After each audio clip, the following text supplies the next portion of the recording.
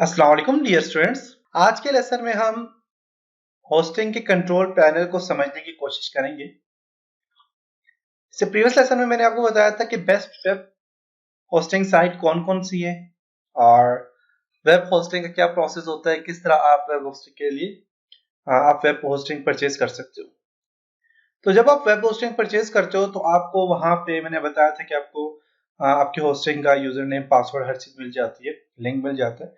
तो आप वहां पे जब रजिस्टर होते हो, साइन इन होते हो अपनी होस्टिंग में, तो वहां पे कौन कौन से टूल्स होते हैं, उन पे कैसे काम किया जाता है, तो आज के लेसन में हम उस चीज के ऊपर डिस्कस करेंगे।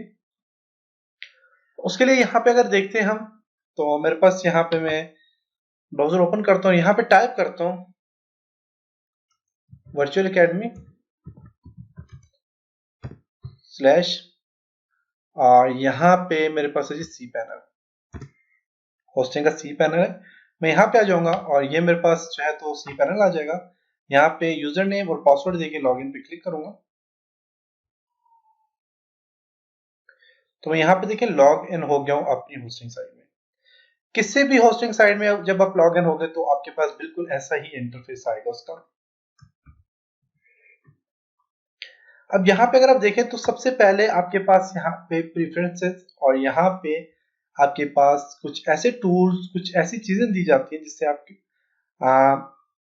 अपनी होस्टिंग में, एक तो आप देख सकते हैं कि आपके होस्टिंग में यहाँ से होस्टिंग को कैसे स्टार्ट किया जाए, होस्टिंग पे कैसे काम कर सकते हैं।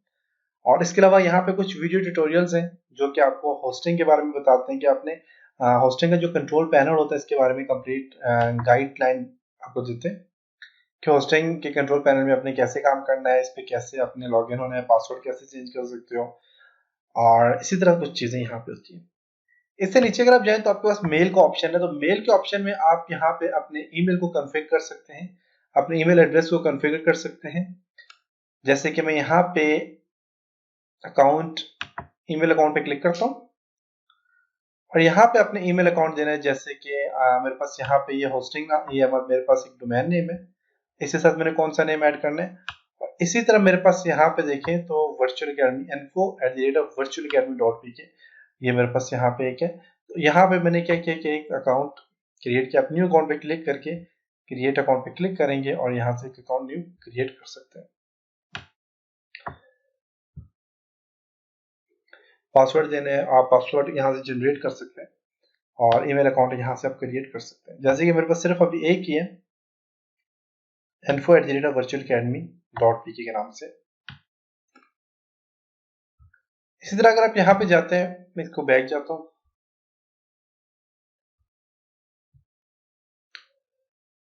और यहाँ पे आपके पास वेब मेल है और वेब मेल में आपके पास मेल लिस्ट है। अगर आप लिस्ट यहाँ पे ऐड करना चाह रहे हैं अपने आपके जितने भी यूजर हैं, जितने भी कॉन्टेक्ट हैं आपके पास, वो सारी लिस्ट आप ऐड करना चाह रहे हैं तो आप यहाँ से ऐड कर सकते हैं। इंपोर्ट एड्रेस करना चाह रहे हैं, इंपोर्ट कर सकते हैं। तो ये कुछ यहाँ पे डिटेल से आपको चीजें बताएंगे। उसके बाद एसईओ मार्केटिंग टूल्स है आपके पास। ये टूल्स आपको परचेज करने पड़ते हैं, आपको फ्री ऑफ कॉस्ट नहीं मिलते। आप यहाँ से इन टूल्स की मदद से अपनी वेबसाइट की मार्केटिंग कर सकते हैं या सर्च इंजन ऑप्टिमाइजेशन कर सकते हैं।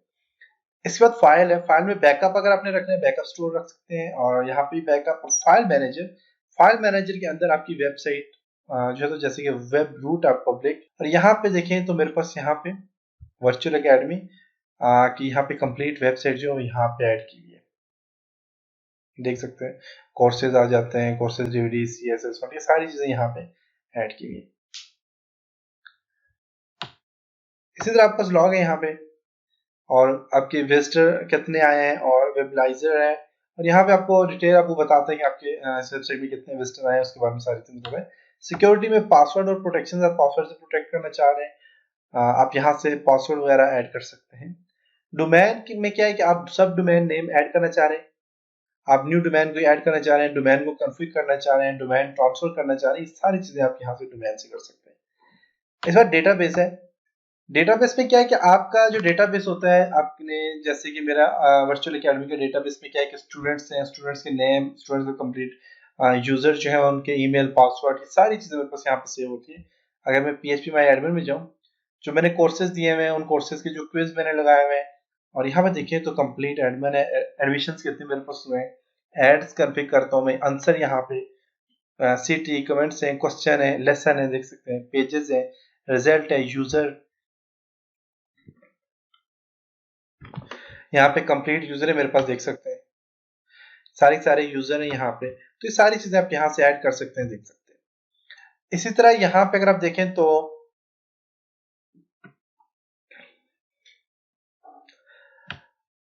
सॉफ्टवेयर एंड सर्विसेज हैं, ये भी आपको परचेज करने पड़ते हैं, एडवांस टूल भी परचेज करने पड़ते हैं और स्क्रिप्ट वगैरह भी आपको ये परचेज करने पड़ते हैं अलग से, इनके अलग से पेमेंट करनी पड़ती है। तो ये कंप्लीट आपके पास क्या है, एक इंटरफेस है। और यहाँ पे आपने अगर अपलोड करनी है कोई भी वेबसाइट, आप फाइल मैनेजर जाएंगे, ओके, और यहाँ पे आपको जो वेब रूट दे दिया जाता है उसके अंदर आपने क्या करना है, अपलोड पे क्लिक करके अपनी वेबसाइट को अपलोड करना होता है। तो वो हम देखेंगे अगले लेसन में कि आप अपलोड कैसे करेंगे वेबसाइट को। इसके अलावा यहाँ पे अगर आप देखें तो आपके पास यहाँ पे स्पोर्ट टिकट है और फैग है, यहाँ पे वीडियो ट्यूटोरियल्स हैं, सर्वर स्टेटस है, लाइव चैट है, बिलिंग सिस्टम और यहाँ पे और चीज़ें। इसके अलावा आप बस कंप्लीट डिटेल आ जाती है। जैसे कि मैं लाइव चैट पे क्लिक करता हूँ, अगर आपने कोई सबमिट करना है टिकट, सबमिट करवा सकते हैं, अदरवाइज कंटिन्यू चैट पे क्लिक करके आप चैट कर सकते हैं। और अगर आपकी सर्विसेज में कोई भी प्रॉब्लम है, आपकी स्लो है, तो आप कोई भी मसला है तो आप यहाँ से चैट कर सकते हैं। तो ये कंप्लीट आपको कंट्रोल पैनल है होस्टिंग का। तो उम्मीद है आपको यहाँ तक समझ आया होगा कि इस पे कैसे काम करते हैं। तो इंशाल्लाह नेक्स्ट लेसन में हम कुछ और चीज़ों के ऊपर डिस्कस करेंगे। तब तक अपना ख्याल रखिएगा। खुदा हाफिज।